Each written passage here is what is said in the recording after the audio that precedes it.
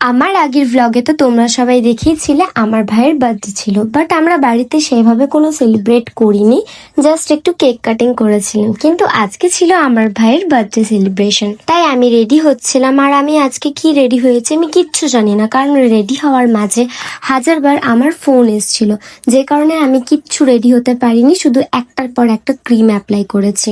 দেন লাস্টে একটু blush apply করে আমি বেরিয়ে পড়েছিলাম, যে কারণে আমি তোমাদের সাথে আমার ফুল লুকও শেয়ার করতে পারিনি। আর আজকে রাস্তায় এতটা বেশি ভিড় ছিল, আমি আমার বন্ধুদের সাথে যাচ্ছিলাম, আমার তো মনে হচ্ছিল রাস্তাতেই আমি উল্টে যাব। তারপর আমি সবাইকে নিয়ে পৌঁছে গেলাম ওজাসে। আজকে কিন্তু ডেকোরেশনটা খুবই ভালো ছিল। আর আমার বন্ধু সোনালি, ওর চ্যানেলে গিয়ে কিন্তু তোমরা দেখে নিতে পারো আমার সাথে কি হয়েছিল, যে কারণে আমার মুড পুরো অফ হয়ে গেছিল।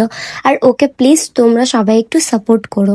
ভাই তো ওখানেই গিফট আনবক্সিং করেছিল, আর ওকে দেখে হয়তো সবাই বুঝতেই পারছো কতটা এক্সাইটেড গিফট। আর বন্ধুরা থাকলে যা হয়, কেক কাটিং এর পর তো ভূত করেই ছাড়বে, যেটা ভাইয়ের সাথেও হয়েছিল।